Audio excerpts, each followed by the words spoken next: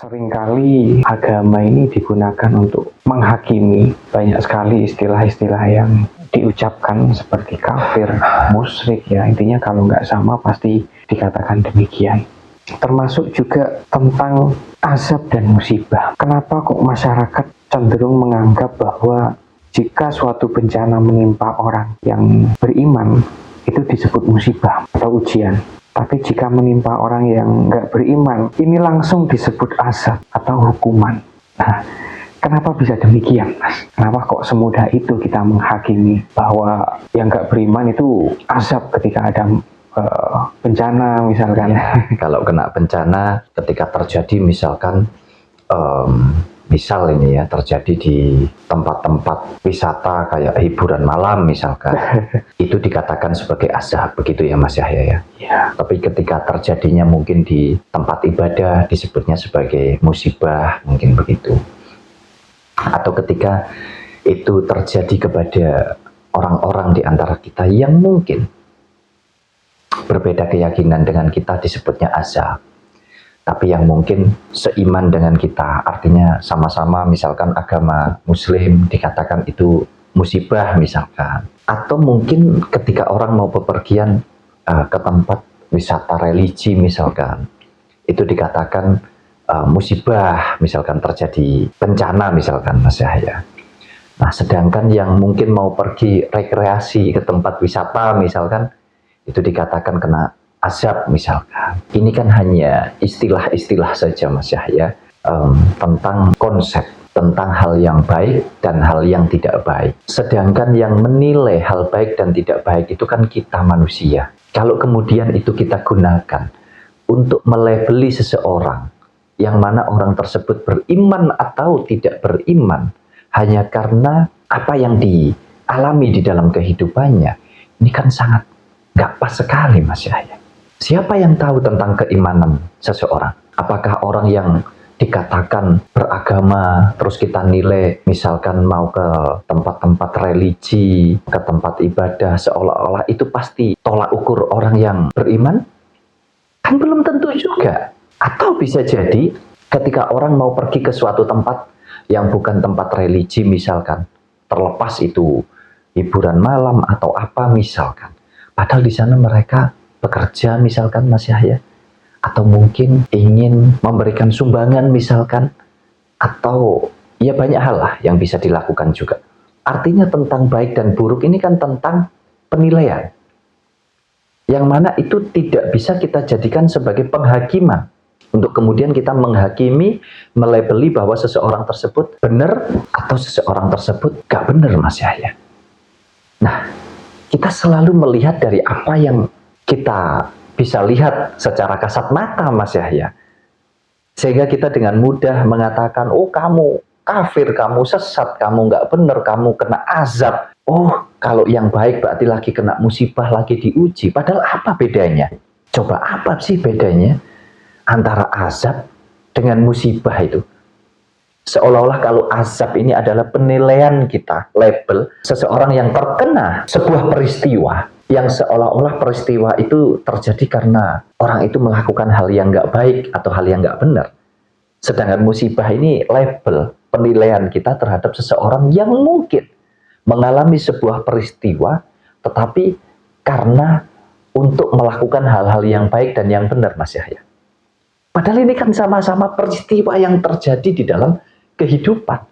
Sebetulnya kita jangan terjebak dengan konsep azab atau musibahnya. Kita jangan terjebak dengan penghakiman itu. Seolah-olah penghakiman atau penilaian kita, label yang kita berikan kepada sebuah peristiwa yang terjadi kepada seseorang, baik itu individu, kelompok atau golongan ini, sebagai bentuk penghakiman bahwa seolah-olah kita ini paling benar dan paling suci Mas Yahya. Padahal itu juga bisa terjadi kepada diri kita. Nah, kalau saya justru mungkin lebih, kita ambil saja hikmahnya Mas Yahya. Kita ambil pelajaran yang baik dari hal-hal yang tidak baik yang terjadi itu. Kita bicara tentang musibah lah, tentang azab. Ini kan sebuah peristiwa, mau itu baik atau buruk kan tinggal lihat dari sudut pandang yang mana. Tetapi peristiwa yang terjadi, yang bisa merugikan diri kita, merugikan orang lain, baik individu, kelompok, atau golongan tersebut. Artinya kita ambil pelajaran di sana. Bagaimana supaya itu tidak terjadi kepada kita. Bukan malah kita menghakimi gitu loh Mas Yahya.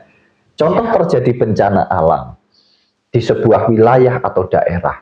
Misalkan di sana tempatnya orang-orang yang nggak beragama misalkan. Kemudian kita menghakimi atau melabeli. Oh itu karena azab. Tuhan murka sama mereka. Kemudian ketika ada musibah terjadi, peristiwa terjadi, bencana alam terjadi di wilayah atau daerah yang mayoritas orangnya taat beribadah atau beragama, itu dikatakan sebagai sebuah musibah. Ini kan lucu. Padahal kita bicara bencana alam, harusnya kita ambil dari peristiwa yang terjadi itu. Apa salahnya? Apa kurangnya? Apakah kita sudah menjaga dan merawat alam itu dengan baik, dengan benar? Atau mungkin ada hal-hal lain dari kesalahan kita sebagai manusia gitu Mas Yahya. Sehingga bencana itu terjadi atau peristiwa itu terjadi. Jadi saya rasa ya ini mungkin tidak ubahnya dengan hukum karma dan lain sebagainya lah Mas Yahya. Bahwa kalau kemungkinan yang terbaik itu bisa terjadi di dalam hidup kita, maka kemungkinan yang terburuk juga bisa terjadi di dalam hidup kita. Ini hanya tentang apa ya istilahnya hukum alam Mas Yahya. Semua bisa terjadi. Jadi tidak selayaknya kalau kita melakukan pelabelan atau penghakiman kepada seseorang dengan konsep-konsep tentang musibah atau azab itu tadi Mas Yahya. Tapi justru kita mampu mengambil hikmah dari setiap peristiwa yang terjadi supaya itu bisa terus kita perbaiki. Nah, dalam segala hal saya rasa itu yang jauh lebih bagus sih Mas Yahya dibandingkan dengan kita menghakimi tentang azab, tentang musibah itu tadi. Iya, kadang dulu ya Mas ketika masih belajar agama itu merasa arogan, sombong, terlalu fanatik dengan agama kita. Nah ini kan sebab dari apa yang diajarkan pemuka agama yang diikuti. Olah-olah ajaran lain yang berbeda dengan kita, berbeda dengan Islam, itu adalah ajaran yang salah Mas. Ya makanya Mas Yahya, disitulah pentingnya kita ini tidak selalu menelan mentah apa yang disampaikan oleh orang-orang di sekitar kita. Terlebih tentang pemuka agama, yang mana orang-orang yang ahli agama ini kan juga sama-sama manusia. Tentu ada kelebihan dan kekurangan di dalam memahami sesuatu hal. Kita sendiri yang dituntut untuk ayo kita belajar berkesadaran. Kita gunakan pola pikir kita yang luas, hati kita yang lapang, untuk kita mampu menerima, untuk kita mampu memahami tentang kehidupan ini. Sehingga kita tidak hanya terjebak dengan kita harus nurut dengan peraturan ini, kita nurut dengan ajaran ini, yang mana kita sendiri tidak mau mempelajari makna daripada ajaran ini itu apa, untuk kepentingan apa, untuk kepentingan siapa, dan dampaknya nanti bagaimana. Nah kita bicara tentang azab, tentang musibah. Alangkah baiknya kalau kita berusaha untuk menyadarkan diri kita, untuk kita introspeksi terhadap diri kita. Apa yang harusnya kita lakukan? Bagaimana supaya itu semua tidak terjadi di dalam hidup kita? Dan bagaimana kita bisa saling tolong-menolong, bahu-membahu, saling membantu satu dengan yang lain, manakala ada terjadi musibah di sekitar kita. Bukankah itu jauh lebih penting dibandingkan dengan kita ini hanya terjebak dengan penghakiman saja Mas Yahya? Nah, ini kan sayang sekali ya di antara kita ini. Sekali lagi kalau sudah bicara tentang agama, seolah-olah apapun yang disampaikan itu sudah pasti baik, sudah pasti benar. Padahal belum tentu. Kita bicara tentang pemuka agama, tentang orang-orang yang ahli agama saja, biarpun ini oknum, tapi itu kenyataannya. Banyak sekali orang-orang yang dikatakan sebagai pemuka dan juga ahli agama ini justru melakukan hal-hal yang sangat tidak menunjukkan bahwa mereka itu adalah orang yang bertuhan Mas Yahya. Kalau agama sebagai jalan untuk kita beriman, justru nggak ada di sana.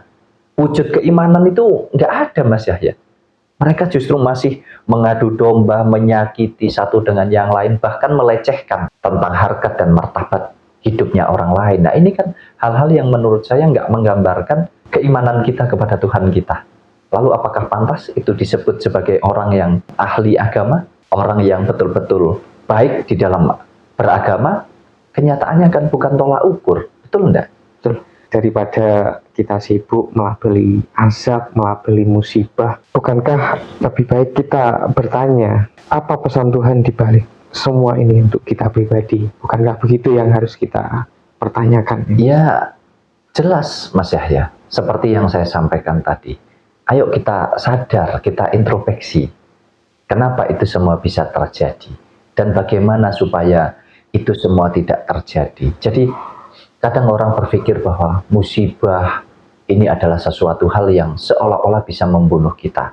Padahal justru dari musibah yang terjadi, baik ini musibah pribadi, kelompok, atau mungkin secara luas, tentu ini kan pelajaran Mas Yahya.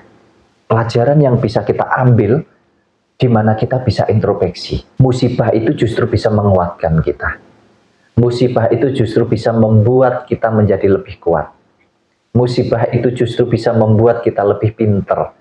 Musibah itu justru bisa membuat kita lebih mengerti bahwa ternyata hidup rukun, hidup berdampingan satu dengan yang lain ini ternyata bisa menjadi ringan gitu Mas Yahya.